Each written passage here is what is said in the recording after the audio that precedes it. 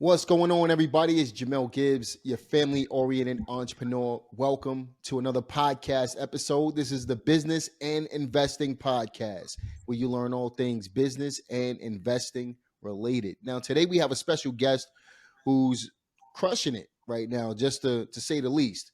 Now, I reached out to him a couple weeks ago. I've been following him on Facebook and social media for quite a while now, a couple years at this point, and I see what he's doing behind the scenes. And I needed to bring him up because he's an active real estate investor like myself. And you guys know I love to have other active investors on the line so you can see exactly what they're doing so you can start winning in real estate as well. My man Vernon Vaughn, what's up, bro? What's happening, man? Good to be here, man. Good to be Oh here. man, Great to it's a be here. pleasure to have you, bro. Looking Thank you. forward to what we're going to discuss today, and I'm looking forward to providing some value for the audience today, man. So, why don't you tell everybody a little bit about yourself, man? Well, man, I'm a long-time investor. Started in this business and industry like way back in 2003, right? So been at it for the better part of 20 years. It doesn't feel like it because I'm always learning new stuff Yep. every single day. But yeah, I was attracted to this real estate business because I got to see people do it on their own terms, right? You Mm-hmm. could have one person who was, in a three-piece suit in a building with their name on the side of the building. And you could have somebody else who was in jeans, sweatpants, or sneakers without a business card, and they were all doing real estate investing. And I like that, right? I love that you can kind of do it on your own terms. I love that about it. To this day, I still love that about it. Yeah, man. That's kind of my style, man. I like to, when I was a realtor, you know, obviously we're more casual because we are dealing with clients. But when you Right. when you become your own business owner, man, you stop caring. Not that That's you it. don't care, but you don't need to. You don't need to have the three-piece suit on. You know what I That mean? is it. So That I is it. like to be more laid back, man. You've been doing this just as long as I have, man. I started in '02, and obviously you've been through market cycles and things like that, and you kind of know how to position yourself right now as well, man. Which is exactly what we want to talk about today, man. So, how did you end up in real estate in general, man? Like, what? Obviously, you were attracted to the The ambiance of money. The the money. I was money. attracted to the My man, money. let's keep it people real, right? people always like, did you play with building blocks as a kid? As a kid, did you build? Did you have a erector set? And I'm like, not Yeah. more than any other kid. It wasn't like I was destined to be in real estate. I saw the ability to make money. That's what got Hmm. me in it. Now, what keeps me in it is it's real estate is a staple, right? Is Hmm. it is a need. While real estate cycles and economic cycles may come and go, understand real estate is not a luxury item. Don't get me That's right. wrong. You can live in a 20,000 square foot mansion that's very luxurious, but at its essence, a roof over your head is not a luxury, That's right. right? I wake up, I wake up 4 a.m. every day. Spring, fall, winter, whatever, no matter what, it's always dark when I get up, right? At 4 a.m., it's always Same dark. here, man. So when my feet hit the ground and it's still dark outside, typically most of my actions that day are kind of guided by three things, right? It is uh, keeping or getting food on the table for myself and my family, keeping or getting clothing on the backs for myself and my family, keeping or getting a roof over the head of myself and my family.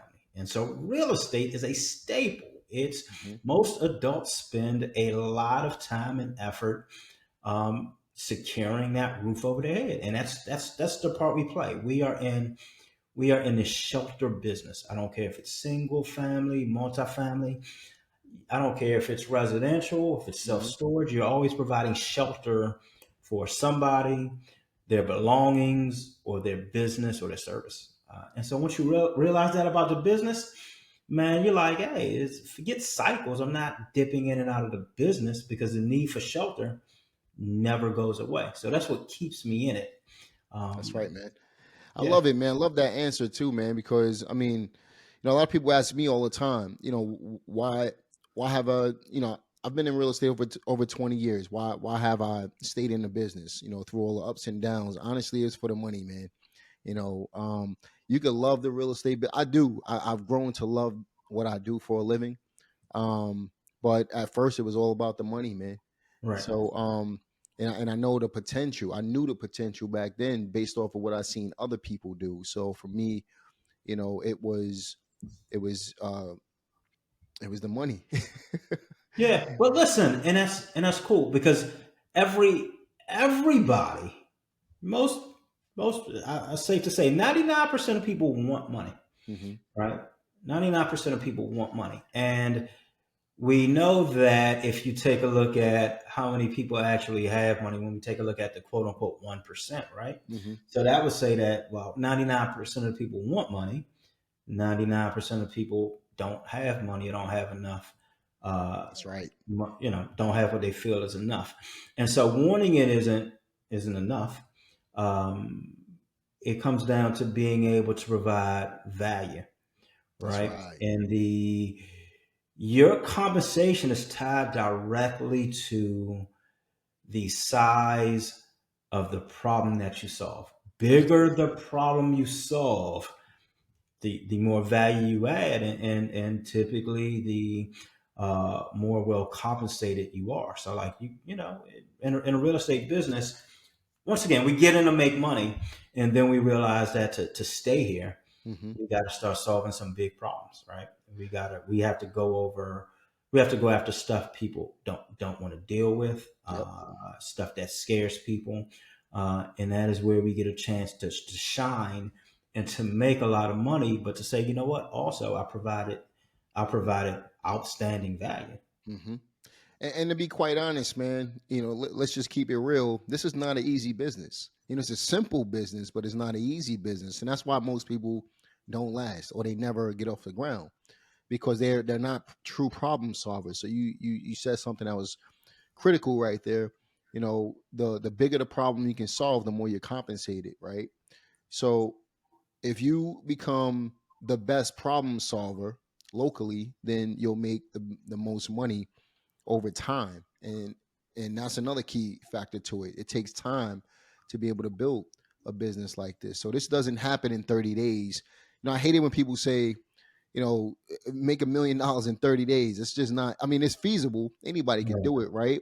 Well, not anybody. Let me take that. It's possible for anybody to make $1 million, but the chances of that happening is like 1 in 1 billion, right? It Right. took me a year to make my first $1,500 in real estate. Now we're talking 23 years later, 22 years later, or however long that's been. But Right. you got to become a very good problem solver, which ties into this question I have for you, man. So, what are some of the obstacles that people are going to face when they're trying to start their real estate business or get it off the ground? Yeah, so they are going to face challenges at every step of the way. Hmm. Now, you got to be okay with that, right? You got to be okay with that. So depending on where they're starting, as investors, we look for equity.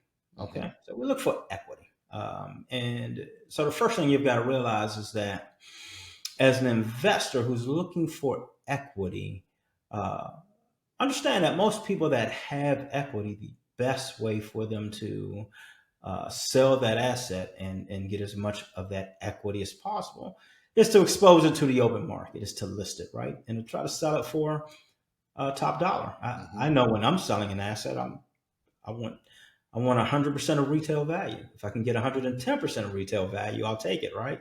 But as an investor, I buy and I look for a discount. I look for Hmm. equity. And so, first thing you've got to realize is you've got to realize, like, okay, 9 out of 10 people that have a house they need to sell probably aren't my customer. Mm-hmm. Okay.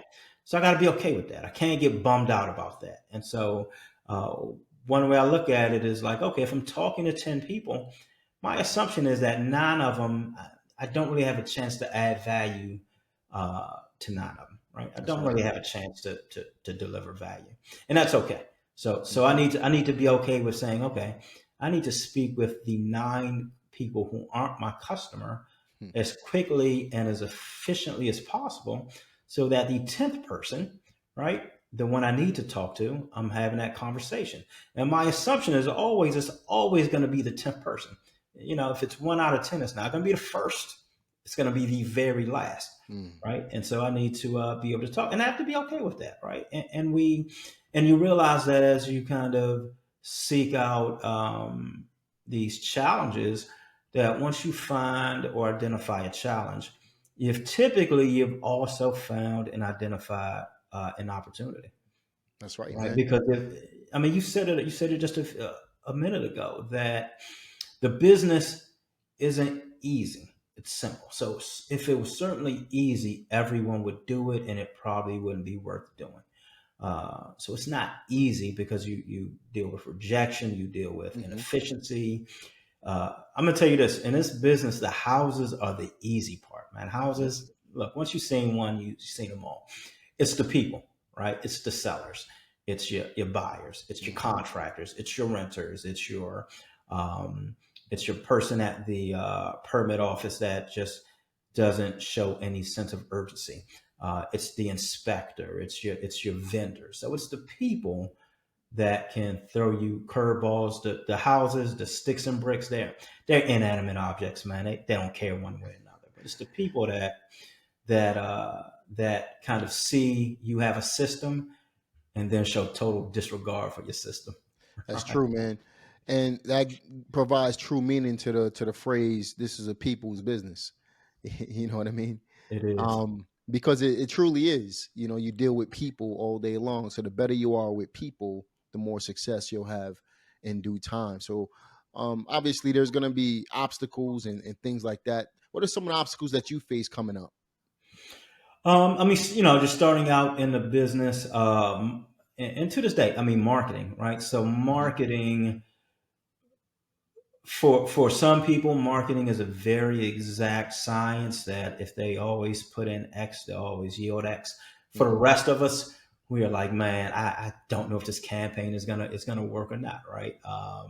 And so marketing is always a challenge. It's marketing is both art and science, right? Hmm. And so marketing to find leads, to find prospects, always a challenge. You can always get better at that. Um, uh, on the rehabbing side or building side, dealing with contractors, man, dealing Hmm. with contractors are your partners in your business, whether you realize it or not. And if you're smart, you'll make sure that number one, you realize it, and number two, that they realize it. Like That's right. your contractors, if you're rehabbing, if you're building, if you're buying, holding, your contractors, your tradespeople, often have more impact over your business than your partners, than anybody who signed an operating agreement. Your contractors have more power than them. Your Hmm. contractors can literally bring a project to a standstill. Your contractors can make a profitable project one that's not profitable.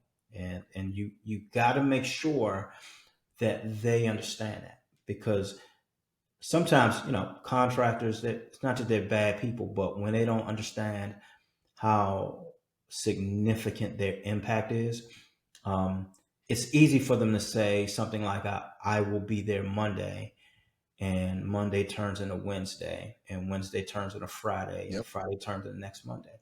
If they don't know, hey, I realize you're busy. Maybe your car's broken down. Maybe you're just tired. I realize that, but I need you to understand that here's how that week, here's how that 4 days impacted my business. It meant that on this project that you're doing, maybe you don't know it, But I'm going to tell you, my carrying cost is $175 a day.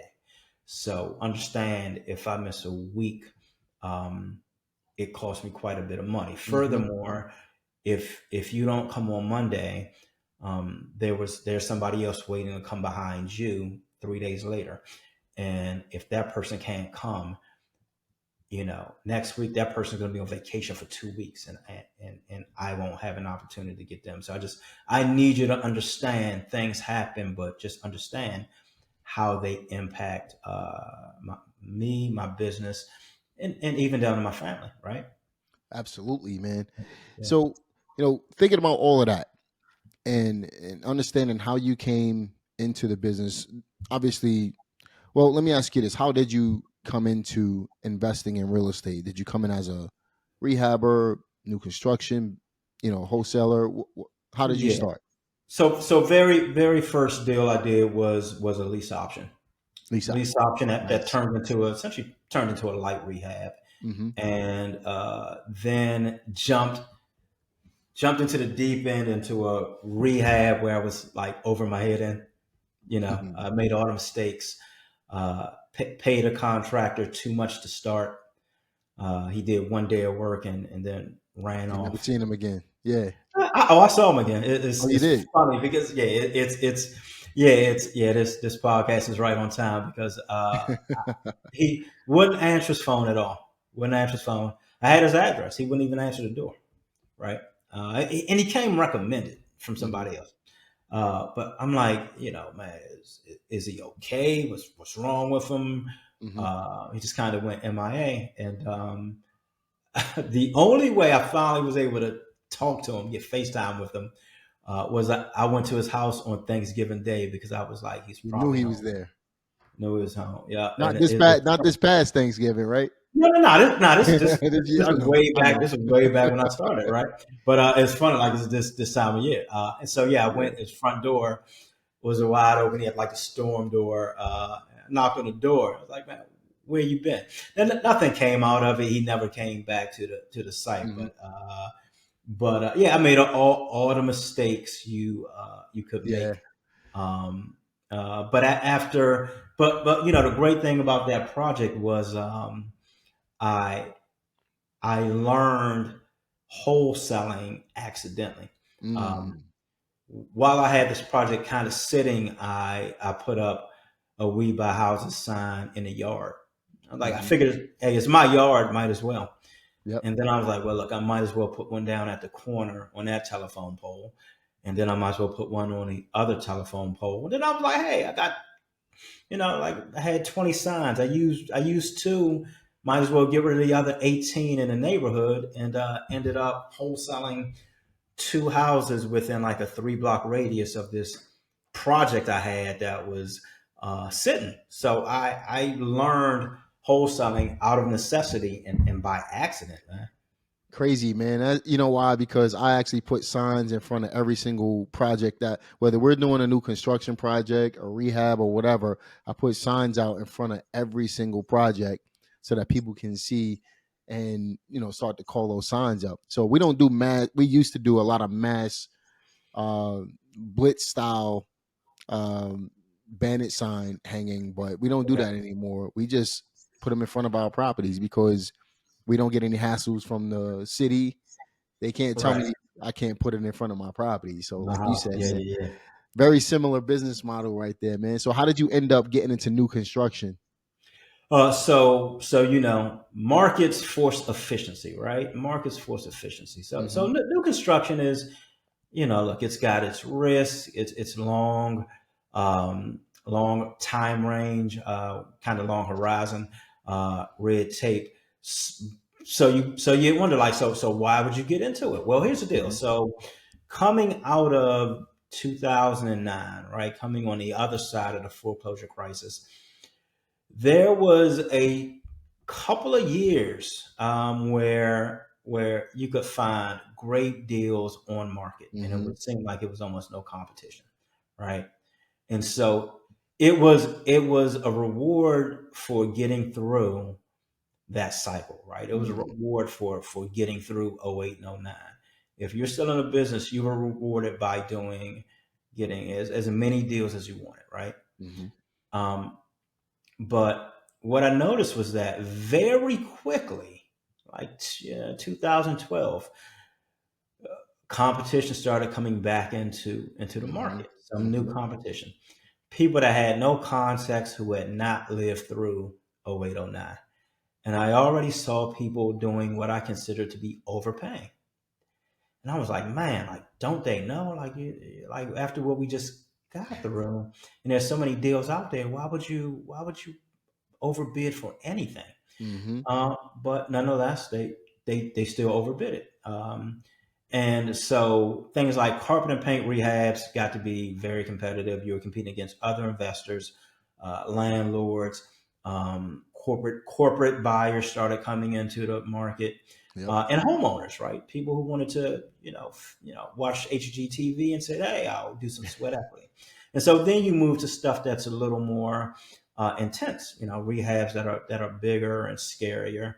And for a little while, you don't have much competition on that, but before you know it, you've got competition there. And Mm-hmm. then we started taking on stuff that, properties that were fire damaged or needed foundation repair. Once again, for a little while, no competition, but before you know it, people are like bidding those way up. And so I saw an opportunity in new construction, right?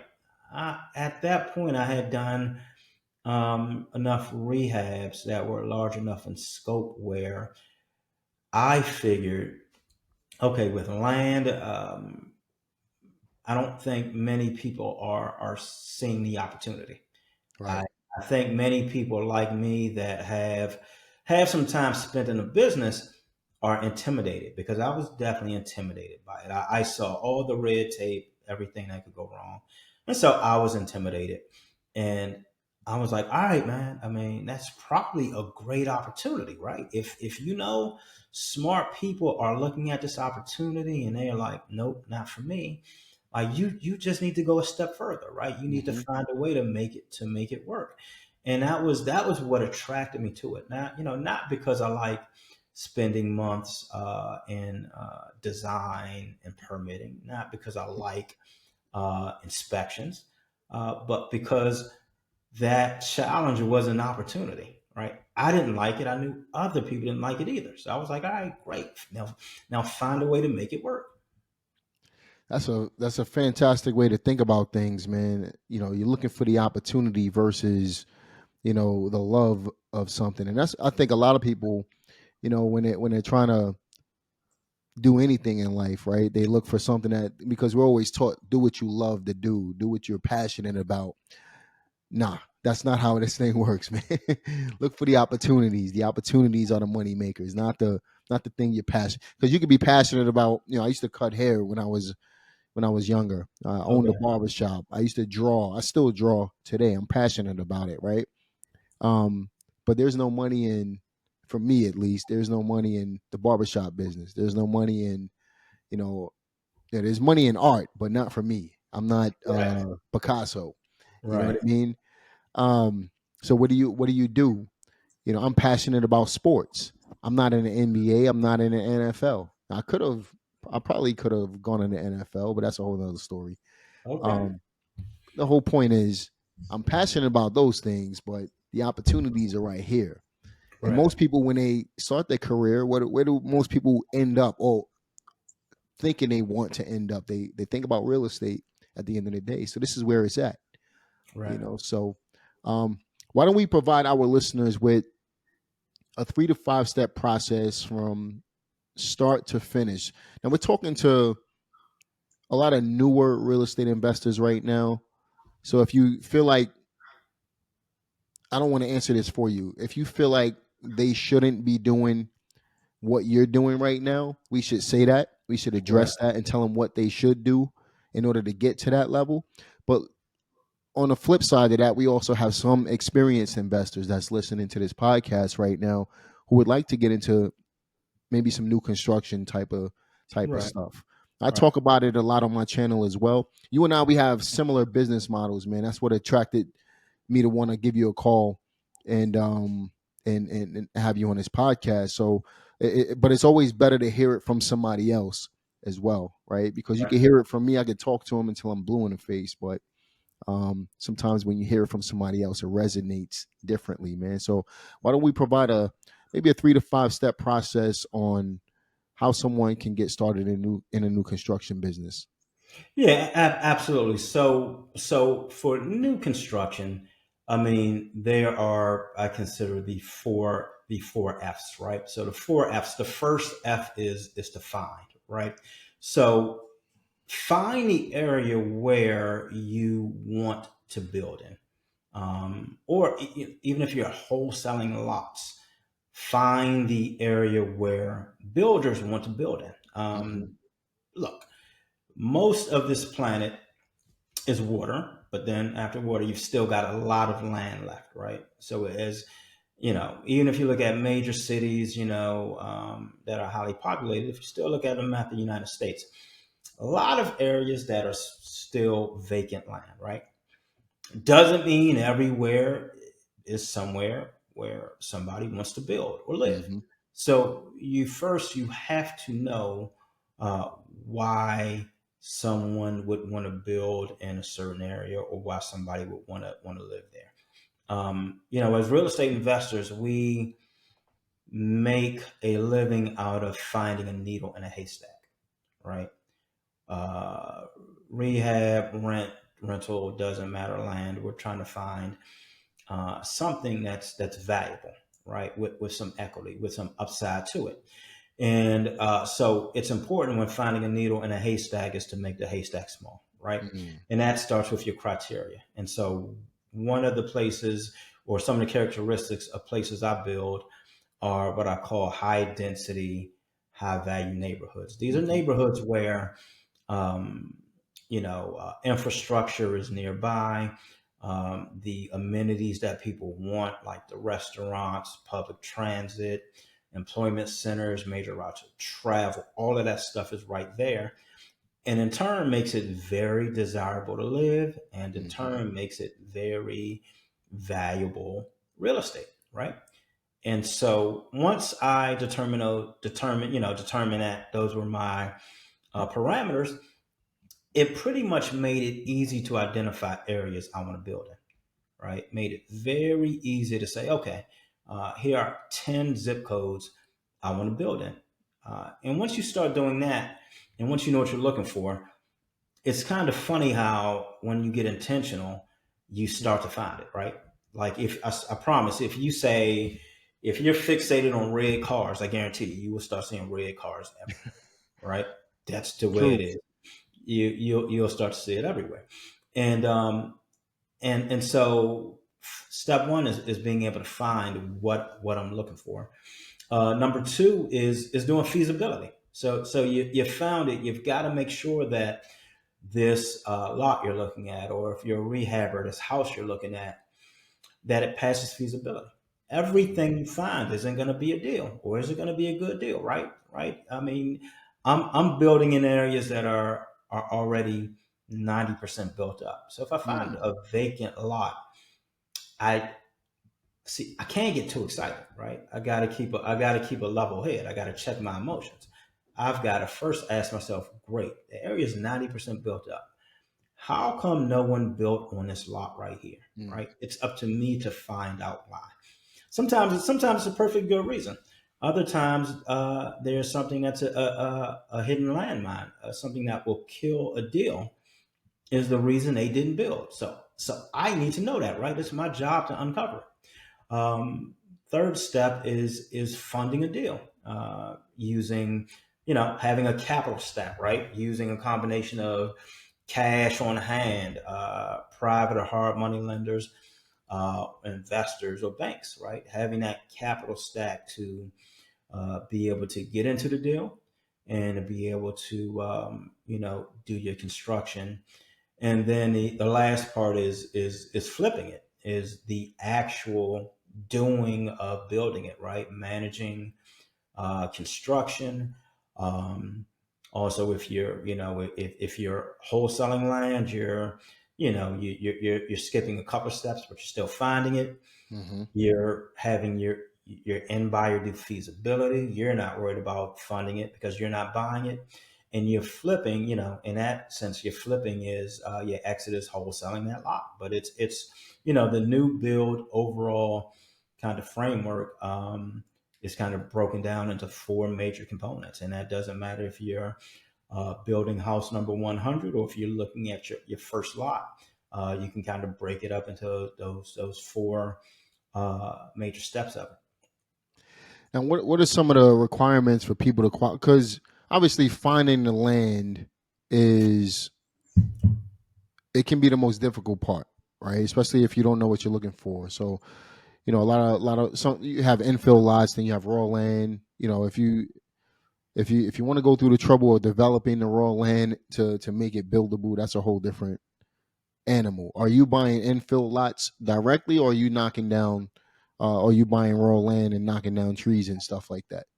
Or No, it just so depends. so almost all of my deals are infill lots. Yeah, And infill is simply building in an area that's already built up, right? Think that's it. 90% built up, infrastructure like utilities right there at the lot, roads and curb and gutter and sidewalk right Hmm. there. And the advantage is, you get to stay agile.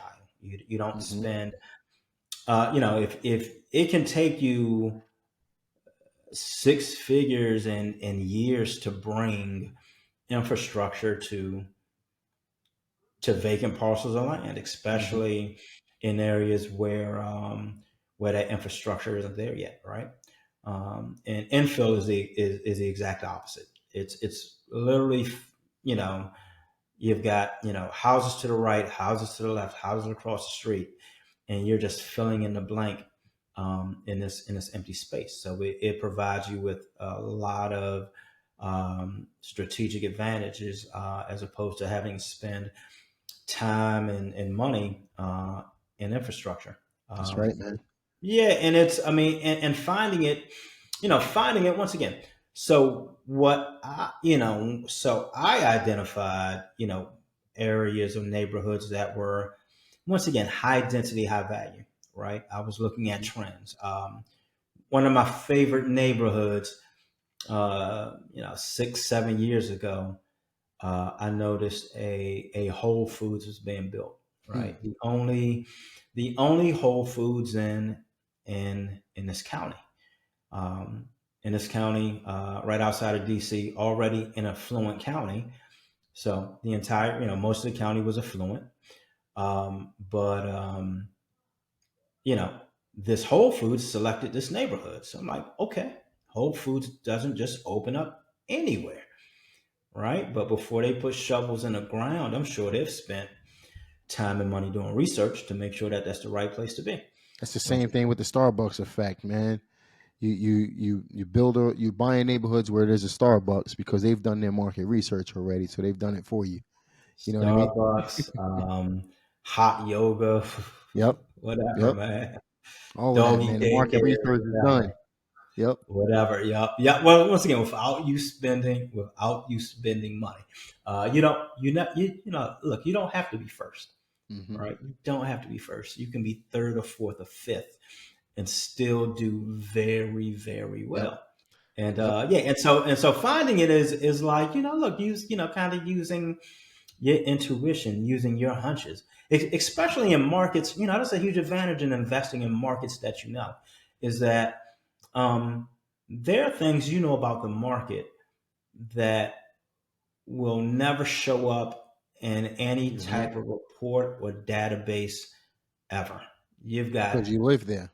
you've got insight that other people would kill to have, and so there's an advantage in kind of using that insight to make investing decisions. But if, like, let's say you're new and you're not a builder, you don't know anything about construction. Well, you go to neighborhoods where you have a hunch about, and you find people like me. All right. Hmm. So if you're in any of the neighborhoods I'm building in, and you go by one of my sites, um, on my permit, I've got my name and telephone number on there as required by the county.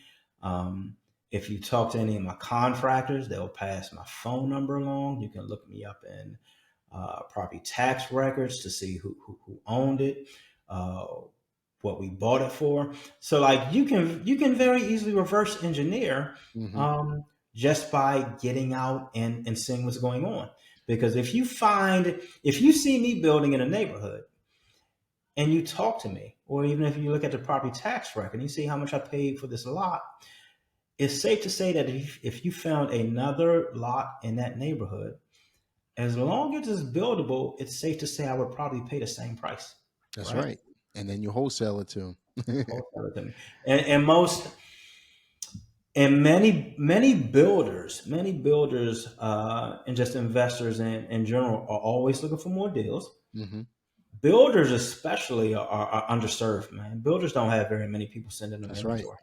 They don't, man. They don't. It's an open market right now. There's a lot of building going on. We're doing a lot of building in my local area, but you could just see new construction now. That the market, even with the high interest rates and everything, new construction is still hot right now. So it's a great market, and now you can see the guys on social media popping up with the land courses and stuff like that. Yeah, That's how you know it's hot. You know what I mean? absolutely, absolutely. But I mean, there is don't forget. I mean, there's a nationwide housing shortage. Yeah, Nationwide absolutely. housing shortage. Which is huge for builders right now Yeah, because the opportunities are endless at this point. You know what I mean? Because of the shortage. Now, if we had more houses than we need, then obviously the business would be quite different. But it's not, right. man. So what are you doing to find some of these lots? So so a few things. Like, I mean, I still pick off great deals from the MLS, Hmm. right? Which is, I mean, that already tells you how land can be different from how. Yeah, because normally it would be high competition, but not everybody's looking at land, man. So I Yeah, agree with that, yeah. 100%, man. Word of mouth, word of mouth. So Yep. this is where having what we call a buy box Hmm. is. So instead of, because when I first started out, just like, hey, I'm looking for land, and people would just send me land from everywhere, and then I was like, okay, that's not what I meant, and then I Hmm. got very specific about my buy box, and so now anytime somebody is like, hey, what are you looking for? I'll send them a quick 2-page screenshot showing them my buy box. Like, Hmm. here are the neighborhoods I'm buying in. Here are the property characteristics, and even like this is how much I'm paying for it. Like typically, I'm buying land somewhere between 12 and 15% of the after build value. Hmm. And I can just show them like basically saying like, hey, here's something to help you bring me exactly what I'm looking for, right? Yeah. Um, but yeah, so word of mouth, MLS, and then targeted lists. So going to my neighborhoods and seeing vacant lots, and those things keep the pipeline full. And I'm glad you mentioned the 12 to 15% of the after build value because a lot of people can tend to overpay. So what all that basically means, guys, is let's say that you can build a house for 150,000. Let's just throw some numbers out there. But once it's built, it's worth 250, right? You're gonna pay uh 10 to 15% of that 250 for the land. So you got to For the reverse dirt. engineer that. The rest of it is all profit for you. So that's basically how that works. Another way that we've been finding land lately, a couple of different ways. Number one, we're looking at small houses, 2 bedrooms, 1 bedroom houses, maybe one bath, and it needs a tremendous amount of work. We just picked one up actually last week for $40,000. We're gonna knock the house down and build a new construction home on it in the neighborhoods that I'm buying in, right? So I know that those new construction homes are going for, 240 in that area. I could build a house for 150. So Right. I'll be all into it for close to 200, but we're talking about $50,000 in net profit after that. You know what I mean? Yeah. So that's one way. Another way is to look for burnouts and knock those down. So you're looking for existing structures and just knocking them down if there's a shortage of land in the area. Another way is to simply look for land, right? So on the street, there's I bought a house at the auction back in September. We finished that house off in like 30 days. Nice. Couple of houses, couple of properties down, there's an open lot. Hmm. There used to be a house on there, right? But now it's just cleared land, and the owner inherited the property. His mom passed. He inherited it. He's not doing anything with it. I saw the codes office there the other day, so naturally we reached out, and he had it on the market at one point for 30 grand. We're getting it for 15, man. So Nice. just a Nice. different ways thinking outside the box. So Yeah. once you find them, you need to know how to fund them, right? Right. Um, Funding is a whole different ball game. You want to dig into that a little bit, or Yeah, I mean funding, and like I say, funding. So when it comes to land, um, land isn't always as easily funded as a house is. mm-hmm, So we both got in the business around the same time. So mm-hmm, we know how hard money used to be. Hard money yeah, was, I mean, it was not sophisticated at all. It was very high interest rates, yep, um, and hard money operations that weren't always run very well. bro. Um, I remember being able to roll payments into loans, man. yeah, yeah, yeah. You know But what I what mean? happened was, on the other side of the foreclosure crisis, Wall Street Mm-hmm, discovered hard money, or what they call alternative lending or mm-hmm, asset based lending, right? yeah, So you had Wall Street that came in very sophisticated, but applied it to hard money. become And more so it institutionalized. yeah, and so it got very easy to borrow money on a house. Very Mm-hmm, easy to, right? And so, but when it comes to land, with land, it's not necessarily as easy because here's the fact: with a house, when a lender gives you money, and if they've underwritten it correctly and they're sticking to their draw schedules, if things go wrong, they could have a pretty good chance of still being made whole, right? mm-hmm, Um, with land, a lender's worst fear is that they loan you money for dirt. It is deemed something that's not buildable, and it's worthless, right? mm-hmm, It's worthless, not worth anything, right? Not worth anything at all. And so with land, often a lender is going to look more at your track record. They're going to want to know, yep, like, okay, have you done this before? And they may even look at the land itself, and they'll say, okay, this land, is it just vacant land? Do you have plans and engineering completed? Do you have permits in hand? Right, depending on where you are with the development of this dirt, can affect how much they give you.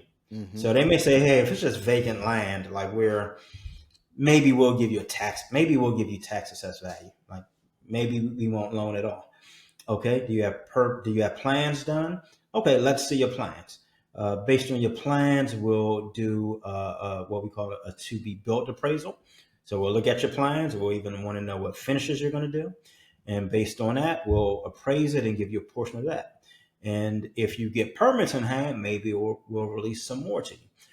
So with land, it really depends. There are lenders out here, everything from hard money to local banks to big banks.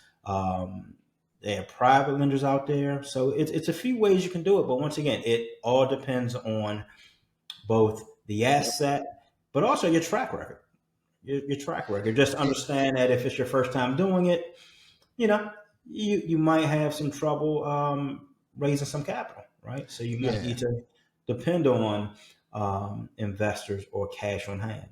But if you can get it to the point where it's permitted, they're like, okay, now it's buildable, and then we know that okay, the asset is can do some of the heavy lifting, but before that, it may be up to you to do the heavy lifting. yeah. And worst case scenario, if you've been around the business for a little while, private money lenders can come in handy. Gap lenders can come in handy, right? But at the Yeah, same time, you know, um, like Vernon was saying, banks want to see that you have some type of experience. So if you don't have that experience, you may have to come out of your pocket. in order to be able to make it happen. So Yeah. that's why this may, if you're brand new and you're low on capital, this may not be the best option for you. So you get familiar with wholesaling land. So now you know how to find the asset. Then once you build up your capital to a point where you can support a new construction project, then you take it from there, right? So there's Yeah. ways of doing everything. There's no excuse not to get out there and do something, but you gotta be willing to think outside the box in order to be able to materialize what you're trying to do. You know what I mean? Yeah. So Another mhm. huge advantage of wholesaling land is you can literally get the developer to teach you how to build. And Right. You partner can, partner with the developer on your first one. You yeah. know, you might gladly give up a percentage of, or whatever it is of what you make on a sale in order to be able to get the experience from the developer. You know what I Yeah. mean? So, I mean, there's a ton of opportunities, a ton of different ways to do this. You got to look at what's best for you based on your circumstances, because everybody's circumstances are different. There's no cookie cutter way to do the business. I don't care what anybody tells you. You have home study courses that'll show you the basics of how stuff works, but you got to live it. You got to actually do it to really gain the experience that you need in order to be able to go from where you are to where you want to go. So Yeah. and even when it comes to building, right? So you got contractor relationships. So you find a deal, you fund it. Now you got to build up. You got to know the processes that it takes in order to get a house built. To me, and you might think differently than I do, Vernon, but for me, man, a new construction project is no different than gutting out a house. The only difference is you're framing it. You know what I mean? And waiting So a little listen. longer for some inspectors. That's Yes, about it. bro. Yes, bro. So I spent probably 2 years learning about building houses, right? Hmm. Spent about 2 years. Reading every book I could, um, talking to mentors, both formal and informal. Um, Hired my guy Chris Jefferson. CJ, shout Paid out to him. CJ. Shout out to CJ, man. Paid him to sit down in his office in Richmond, Virginia, for 2 or 3 days straight, locked in a room with a whiteboard. He was like, I'm gonna teach you the process, right? And I didn't feel like I was ready, right? I was like, man, it's still a lot. It's still a lot I don't know. But I remember there were two rehab projects back to back. One rehab project was a fire damage where the foundation was okay, but did a bunch of reframing. So Hmm. basically did everything but the foundation. The very next project was one where I had to rebuild the foundation in sections, the entire foundation. And when I finished the second project, I was like, okay, over the last two projects, I built a house, right? I built a house. Like, so stop being scared of the idea of building a house. Like you just did it. Right? You know You what's so just did it. crazy, man? A lot of people, I think that's what the fear is for a lot of people, man. They think that there's some type of unknown thing that they don't know. Even rehabbers, right? I don't know what it is that prevents people from wanting to get started. It's like buying land and building houses is a whole different world. When it's not really. It's actually easier to build a house than it is to rehab a house. You know what I mean? And I that's the agree. honest truth. I agree. So I've got a framework, a 16-week building schedule, and it Hmm. breaks down what you're doing each week. And the great so a rehab, every rehab is a one-off. Everyone is a one-off. I Hmm. don't care if you have two houses built in the same neighborhood that are next to each It's going to be other, different. that were like built by the same builder. Like in my area of Washington D.C., we've got some houses that are over 100 years old, right? Hmm. But like some of these neighborhoods, you had the same builder. Here's the deal: if both houses were built in 1930, which I'm rehabbing one right now built in 1926. Hmm. If both of the houses were built at the same time, don't you realize one house could have been renovated Yep. 8 times over the Hmm. last 100 years, and another house could have been only touched 3 times. And if you think you're doing the same rehab, you did wrong. Oh no. So each rehab is a one-off, Oh right? man. Each rehab is like, hey, I do need you, or I don't need you on this one. With a new build, you take that checklist, those steps, and you like, every new build is, Hmm. I need you, all of them. Ain't no one offs. It's every one. We're doing the same thing every single time. So a lot of us entrepreneurs struggle with systems, struggle with frameworks, struggle with processes. Yep. Um, But that's why you got these new construction companies. So you'll see a Fortune 500 or a publicly run, a publicly traded new construction company on the stock market. You won't see that when it comes to rehabbing. You can calculate your cost down to the penny when it comes to new construction. You can't do that with a rehab. That's the difference. You know what I mean? correct. So that's why you'll have larger new construction companies than you would larger regular mom and pop investors who's Yeah, yeah. rehabbing houses. It is a very real thing called decision fatigue. Yep. Decision fatigue Yep. is like, I'm getting Oh man. tired of having to decide what has to be done on this one versus I want to just be like, hey, here's a template. Knock yourself out on every single one. Don't That's it, call me. man. Same Don't color ask me. cookie cutter system, right? Don't ask me what are we doing. Like, don't ask me. Yeah, one time I had one of my signing guys. He asked me about trim details. He said, "Do you want what was called a reveal?" I was like, "Bro, I don't care, man. Like, Hmm. I'm not, I'm not supposed to be that deep in the weeds, man. That's Just it, man. make it look good, and never ask me again because I don't know and don't care, man. You know, It's crazy, man, because I just finished up the auction property I was telling you about. And I bought this other one as an estate house, and we're in a weeds with this one right now. But open up a couple of walls, man. It's termite damage like crazy. The other house didn't have termite damage. I was expecting the same budget, but we're definitely over right now. It is what it is. Overage is another thing when it comes to rehabbing, right? But we had to basically rebuild 25% of the house because of termites. You know what I mean? Now we couldn't see. There was no way to foresee that. You know what I mean? So, been there, done that, bro, man. Been there, done that. it is what Been it is, there, right? done that. Yep. But it's all part of the fun of the business, man. There's a lot we could cover today, man. I would love to have you back on this podcast, man. How can our listeners get in contact with you, Vernon? Well, man, the best way to engage with me is on social media, man. Mm-hmm. Facebook and IG, and even YouTube.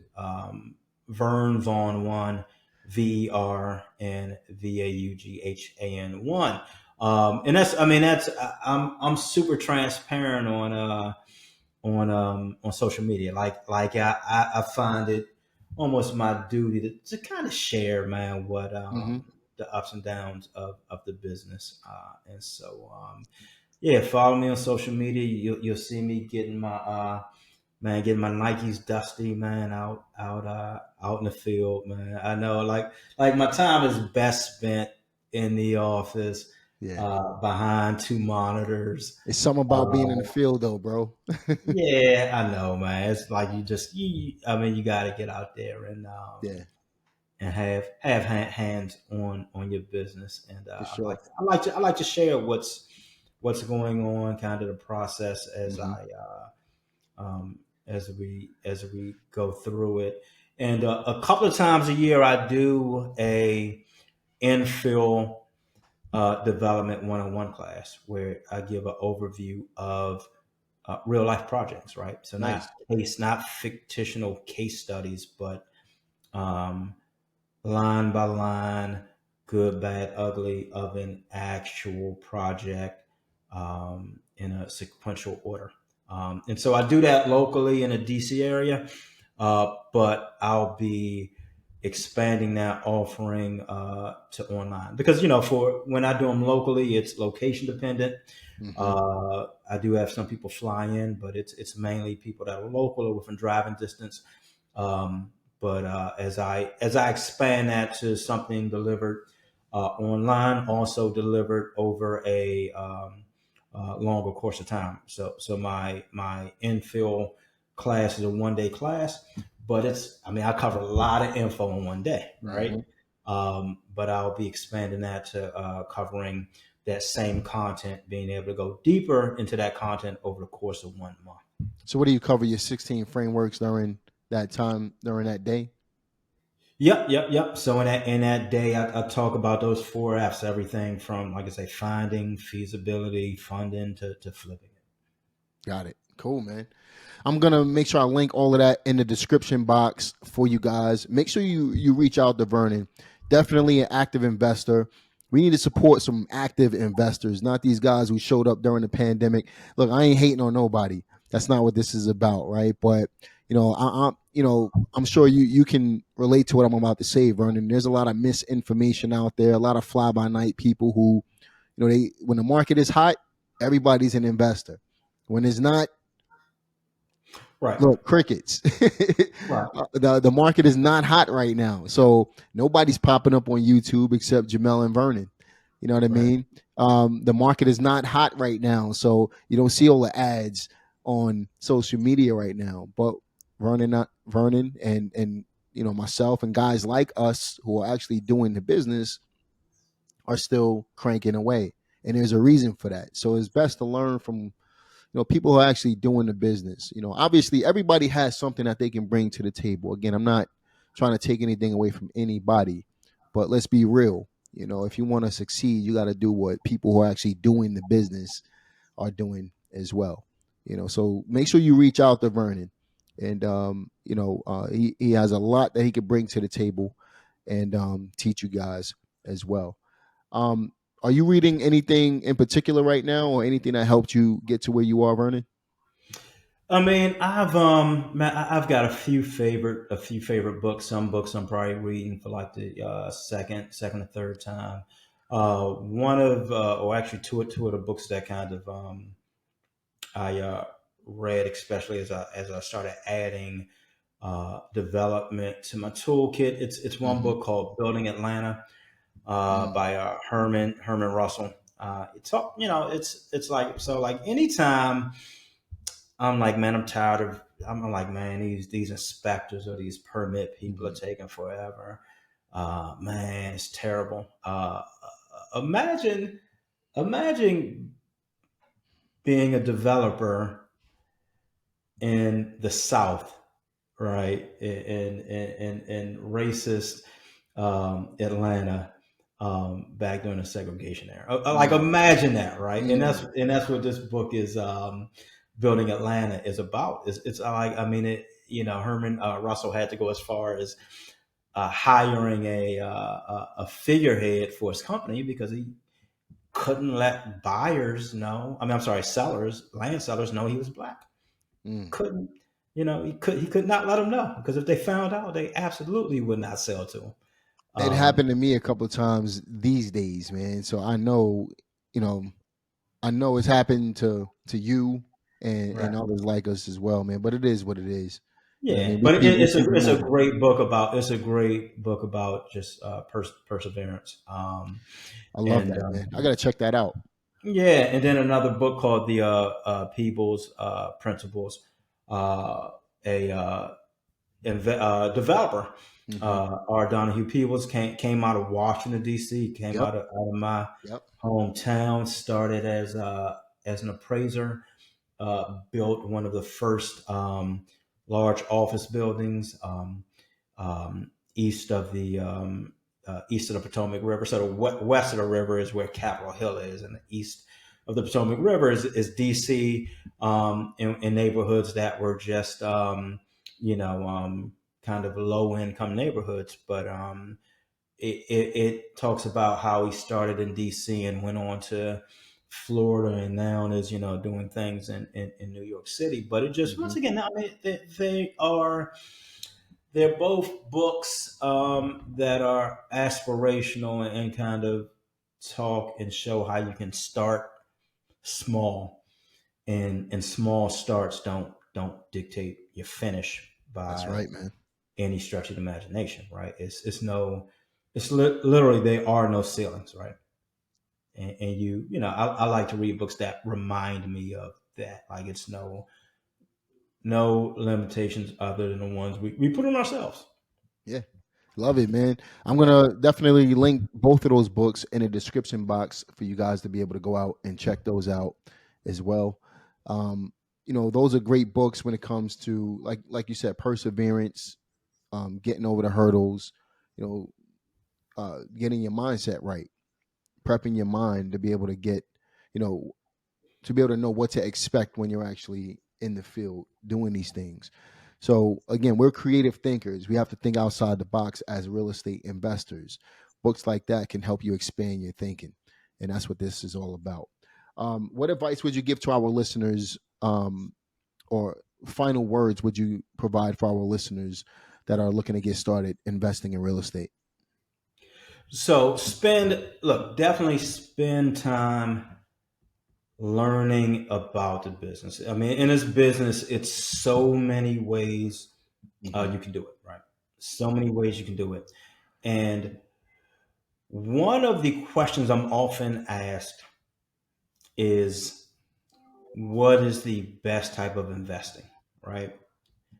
And I always tell people you are asking a wrong question, Mm. right?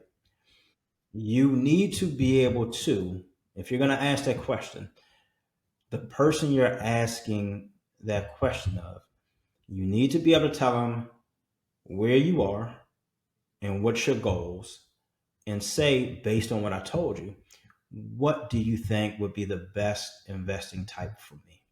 Right? Because if you ask five different people what is the best type of Five investing, different answers. you will get five different answers. And it's not that they're lying to you, they're going to tell you the investing type that worked best for them, right?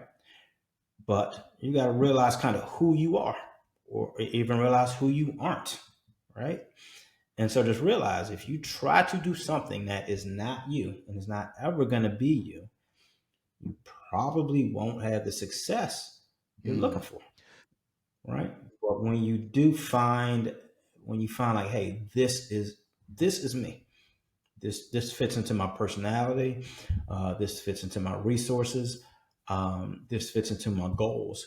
You will probably have more success in that area of investing, in that area of life, area of career, than you would had you gone to something that seemed like it made the most amount Mm. of money. Like, for instance, I know a lot of people who, in college, they were like, they're going into IT. And then they realized they hated IT, right? And they realized that in IT, like, okay, you learn this area of IT, in 5 years it's going to be obsolete. So you got to keep learning. They were like, man, that sucks, right? You have other people that love it, right? And so, but using that example, finding something that's like, okay, this is my lane, this fits me. You'll find success. You'll absolutely find success with what I would say is far less effort. Not that you won't work, but it won't feel like torture, um, every time you're doing it, man. And that is what I would recommend. Spend time getting to learn the business, soak up the free resources when the time Hmm. is right. Pay for education, pay for a coach, pay for a mentor. Because look, in this business, you can learn a lot free, man. YouTube University, Facebook groups, podcasts, you can learn so much free, right? But there's going to come a time when you probably do need to get a coach, or a mentor, or pay for some education to really drill down on the strategy or strategies that you've determined, um, you want to pursue. That's And one thing just I would out of say. curiosity, man, you mentioned that you, when you were at that point where you said I need to do new construction, you paid CJ, right? And we all have, CJ is a really good friend of mine, good friend of yours. you still support him by paying him for his time, right? Let me ask you this, and you, we don't have to give the exact number, but was it a moderate investment to be able to sit down with somebody that you knew could help you in your real estate investing business? Yeah, it was a four Four figure figure investment. It investment, was a right? four figure investment, and it wasn't Yeah, $1,000, that's my point, right? right? And that's the whole point, right? Yeah, So yeah, you have to be willing yeah, to yeah. put forth the investment in order to be able to get to where you are sometimes as well. The way you want to go Yeah, I sometimes. mean, yeah. Well, here's the deal. Here's the deal. So Because look at here's one thing. one thing before you get into that. Look at how much money Yeah, you've made yeah, yeah. from that one investment because you chose to make that investment. I mean, you're building up houses. You're obviously making, 5 and 6 figure checks on these properties. Yeah, man. Chris would not have been doing me a favor had he said, "Come down for free." You want to never went. Um, that would not be, because here's the deal. Um, go to any bookstore, right? Go to Barnes and Mhm. Nobles, right, or Borders. Yeah, I think Barnes and Nobles is still open. Okay, and so and I used to do this. I used to, when I heard about a new book, I used to go in there like a Mhm. Saturday, and I'd start reading like a little bit of the book just to get an idea. Before you know it, 3 or 4 hours went by, and I'm like through half of the book, right? Like a self help or Mhm. improvement book or business book, right? And but that whole little section, that whole self development section is always Mhm. packed, right? Uh, you're going to pay for books. Go to a free public library. Ain't Nobody there. nobody in Yeah. there but little kids and retirees. So once again, same books. One place is free as long as you got a library card. The other place is 19.95, 39.95 for a book. So you gotta say why, because often free is seen as Mhm. worthless, right? Paid is seen as priceless. Luxury goods, man. Luxury goods, right? Luxury, a designer, designer sweatshirt, right? They charge $1,000, $2,000, seen as priceless. Saying, oh man, I have to have this, right? A sweatshirt from Walmart is seen as like next to worthless, right? Perception. And so with education, yeah, with perception. When the first time I did my infield development class, it was Mhm. free, and this was like during kind of on the tail end of the pandemic when they were like, if you had more than 10 people in a room together, we locking y'all up, right? Right. It was, but I said, hey, I'm thinking about doing this meetup at a property. Who wants to come? Everybody was like, yes. And I was like, okay, it's free.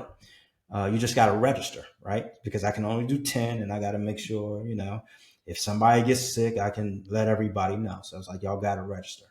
So I said 10 people. 10 people registered quickly, like instantly. How many Um, showed? like half of them, Now, half of them. And I was mad because I was like, man, y'all, I had like 40 people that want to come in. So if you weren't going to come, you could have told me and I could have told somebody else, yes, you can come. And somebody was like, yeah, bro, no wonder they ain't come. It was free, right? It was free. So I register, I don't come. Oh well, right? Right. And first time I did a paid class, everybody. You know everybody what's funny showed up, about that, man? right? Because a handful of years ago, we're talking 16, 17, 18. I was doing these seminars out here locally. Um, 50 to 100 people per seminar, nothing crazy big. But these were paid seminars. They were literally paid for, and 40% of them still wouldn't show up. It was mind boggling. Yeah. And when Yeah. they were free, we had to do it like so. We had a free class, and then we had the paid class, right? So during the free class, I mean, we had so much follow up. It was, you know, let's say 100 people register for a free class. 10 of them, 15 of them would show up, right? Then when it came to the paid class, 40% of them wouldn't show up. It's amazing to me. But the more your ticket price is, the more people show up. Yeah, it so you do feel a so after sitting in a room with CJ for 2 or 3 days and paying 4 figures, I was more invested in my own That's right. success. Had it been free, bro, had it been free, I would have been Uh, like, ain't no pressure if I don't do a deal. It ain't cost me nothing but 3 days. So right. what? You you rationalize. You're like, okay, I at least need to make my money back, right? And so sometimes you don't even have big goals. Sometimes like, man, I Let need me to just make get my some money money back out back, of it. right? Yeah, and you accidentally end up That's right. succeeding, man. I mean, it's funny. It's funny the way that goes. Same with sometimes having a coach. It's like, okay, if I'm gonna pay the price to sit down with this person, like man, I better make sure I get something out of it. I better Mhm. make sure I get some type of ROI out of it, right? It's essentially it's betting on That's yourself. right, man. Not betting on your football team, not betting on the Washington Commanders. You don't want to do that. It's, it's betting on yourself to That's for it to it, pay man. off. Hey, bro, this has been a fantastic podcast, man. I had a lot of fun doing this one. Real laid back conversation, Thanks man. for That's having what me. makes it even better. You know what I mean? Looking forward to having you back, man. If you guys want to see Vernon back, do me a favor, leave a comment in the comment section, and let us know what you want to talk about. If you want us to go a little deeper into what we've already talked about, just let us know. But be sure to like this video, subscribe to the channel, click the notification bell, share this podcast with as many people as possible who you think can benefit from it. But more importantly, check out Vernon's information in the description box so that you guys can get a chance to know him a bit more as well. Vernon, man, shout out to you. We appreciate you hopping on board and sharing some value with the audience today. And we look forward to seeing you guys on the next one. Take care.